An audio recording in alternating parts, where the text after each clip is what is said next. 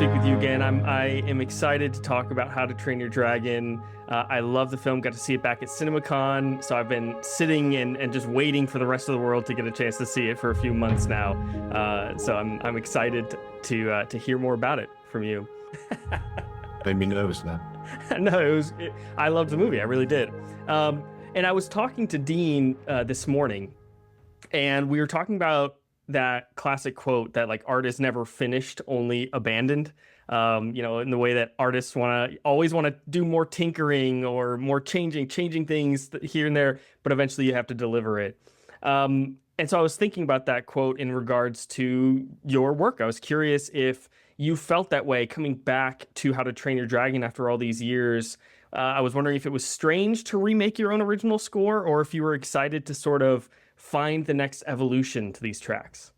I kind of evolved the score in number 2 and number 3. So it didn't feel like I was going to be doing an evolution, I must admit.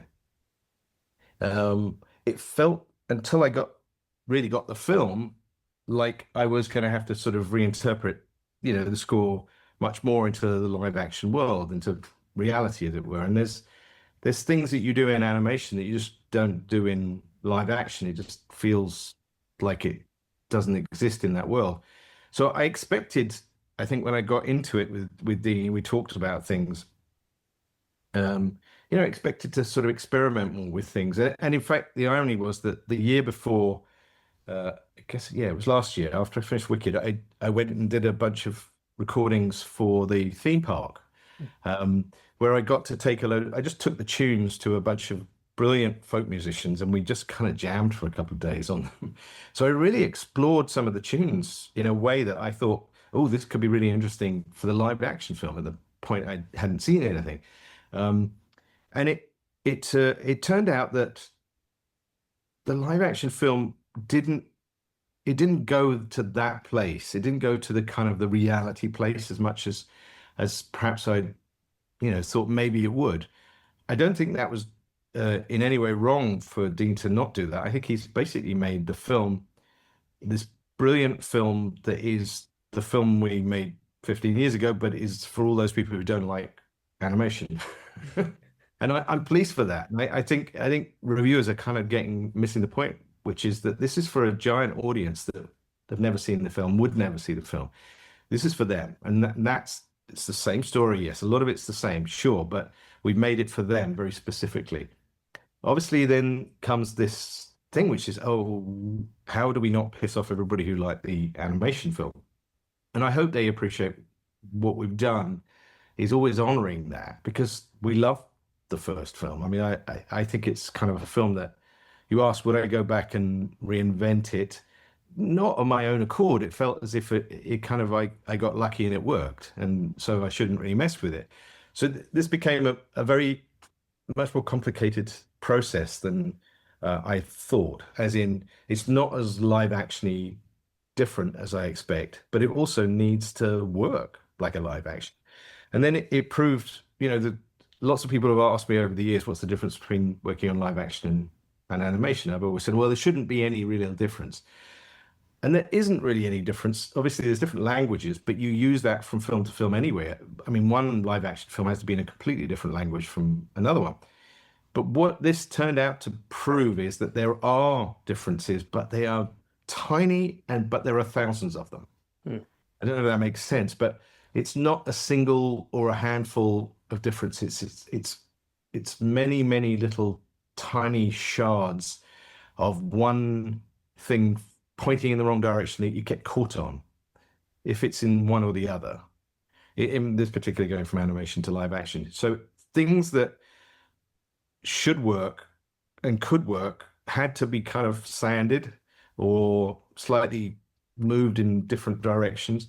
And that's to do with sort of the kinetics of things, the tempos, keys, orchestration, approach to, kind of how you score things as well. I mean, there's things that are really exactly as we did them in the animation. And then the things where I shifted music and moved it in different places, and kind of ends up meaning something different and works in a better way for live action that it wouldn't in animation, because that the moment in animation may be fleeting and is gone, whereas we rest and stay longer in those moments in live action. So it's kind of it's been a real eye opener, and has not been without a lot of sleepless nights. But I hope it works for people. Yeah, I mean, like you already said, I mean, you did kind of get it right the first time. I mean, this is obviously a very iconic score from the original, and revisiting it all these years later. With most films, you're starting with a sort of blank slate. I mean, you got direction that you're given, of course, and things like that. But here you do have a full score that you're working from. So where did you get started? Did you just start at the top of the film and sort of reinvent from there? Like where did you get started right away? Wait, that's a good point. I didn't. I got very frightened of it for a while. I saw it and it was kind of working, and they had, quite about half of the score was kind of using bits from one of the three films, um, in various places. But there was a lot that wasn't, um, in there, and trying to figure out whether it could work, whether it did work, um, then became the issue. So I think in the end, I think I started about Christmas, uh, or after Christmas Day. Unfortunately, unfortunately, not very long after that, I kind of, because my studio's in the Palisades, then basically everyone was shouting at me to get out of the studio, and I had to leave. So then we got held up for a little while, and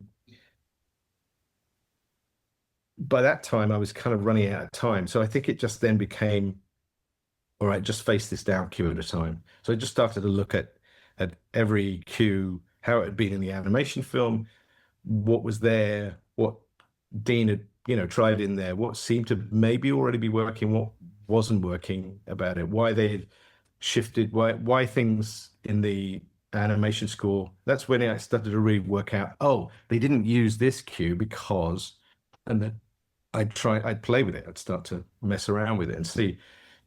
I mean, things like the "See You Tomorrow" cue from the original, which is, I think we call it, "He Has a Way with the Beasts," which is basically this montage scene, and it was a complicated scene to do the first time, but this one was really, oi, my brain, it exploded trying to sort of piece it back together again, and hit everything in the right way, and that's the most animation-y kind of requirement of the whole film.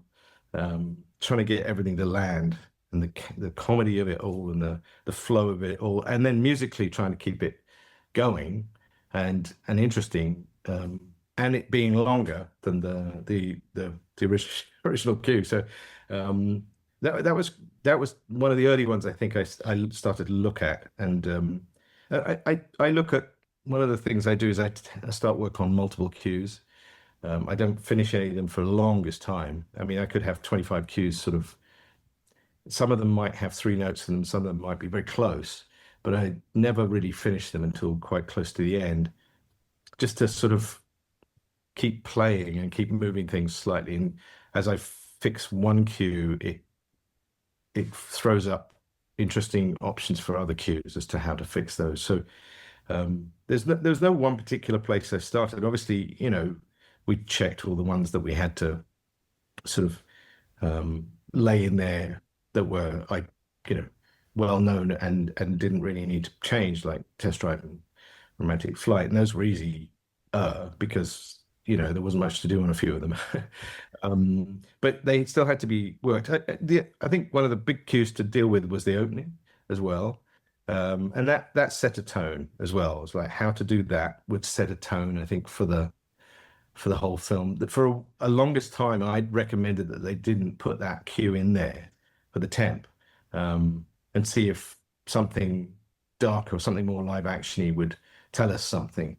And what kept happening was the studio and Dean kept going, it doesn't seem to feel like we're back there yet. And so then they stuck the original cue in bits of it, and everybody relaxed. And I learned something from that, which is, okay, not being back in Burke requires it to sound like Burke as much as look like Burke. So Yeah, I was going to ask about that opening track. I was listening to the animated opening track right back to back with the new opening track.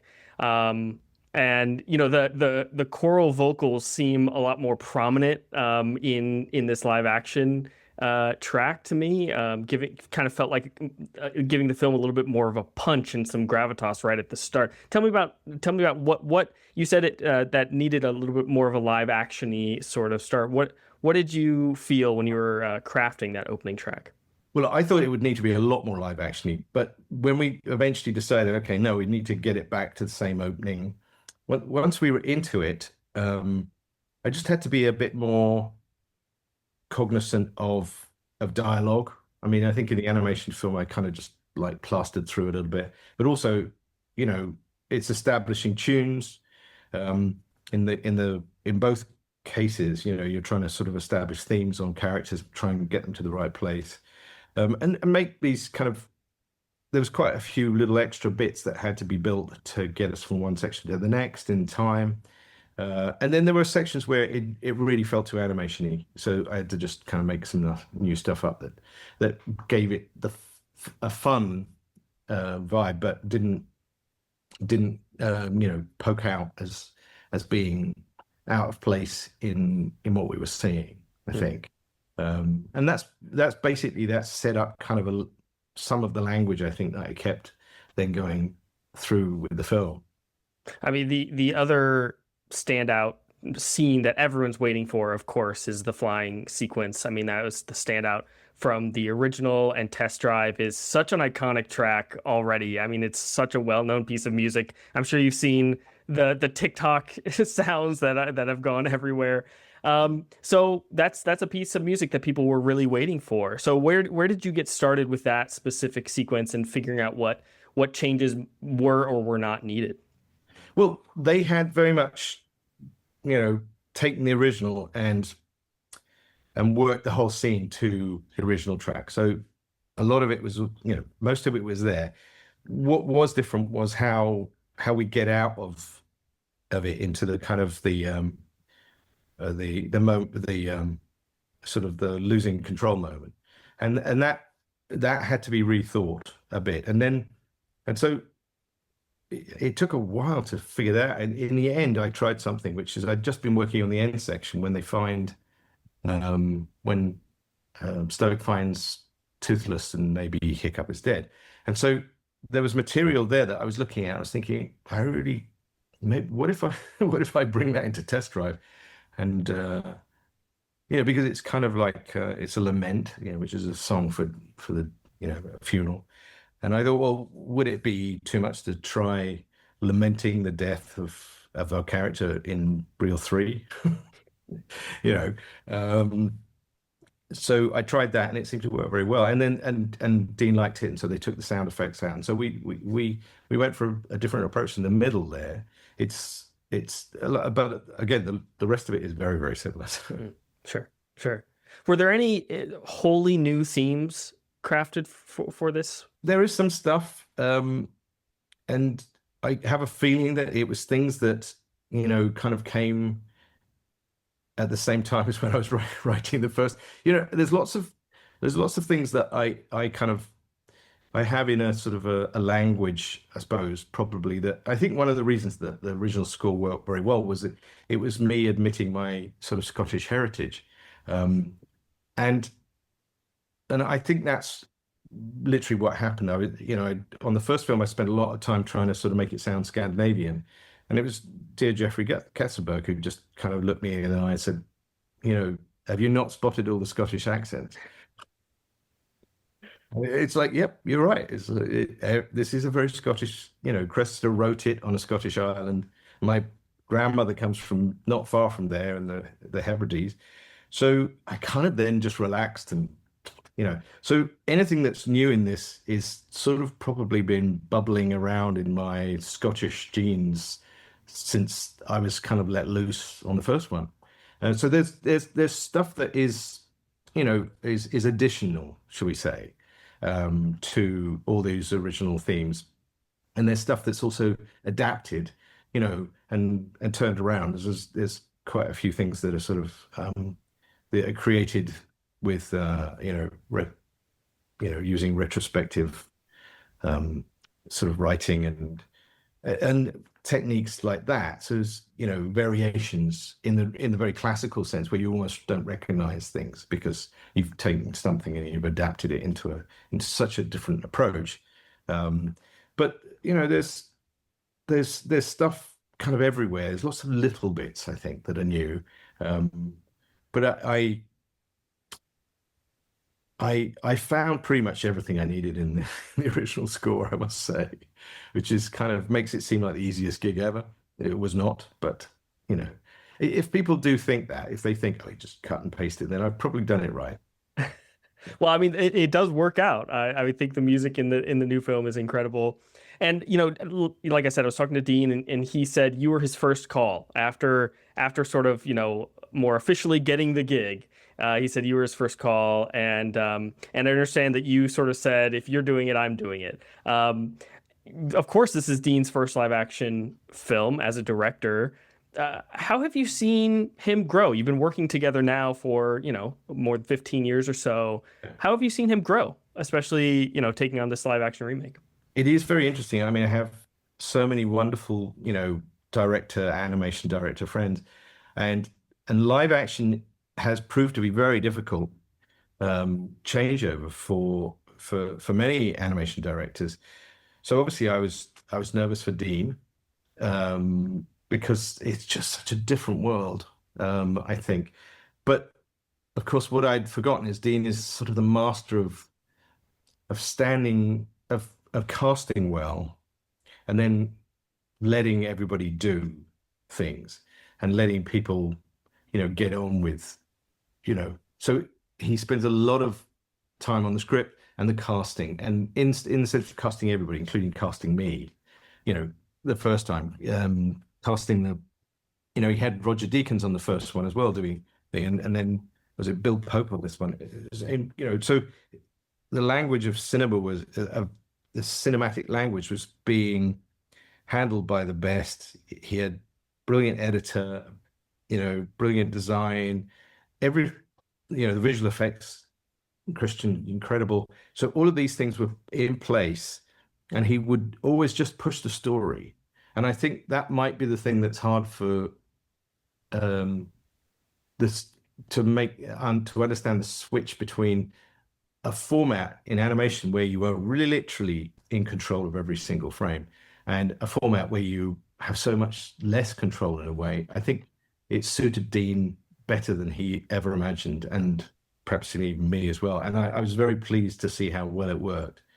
And he'd always had that approach with me. I think that's why I gave him a good score the first time, and on the second and the third movie, I mean, he's got a magnificent sort of ability to inspire you and then guide with the most gentle and meaningful things, and so you never feel you're pushing against him. You're always with him. And you're always being encouraged, and so I think that brings out good stuff. Certainly me and a lot of the other people who he casts, and it worked extremely well in this case. And it's wonderful to see. Yeah, I mean, as an audience member, it is as well.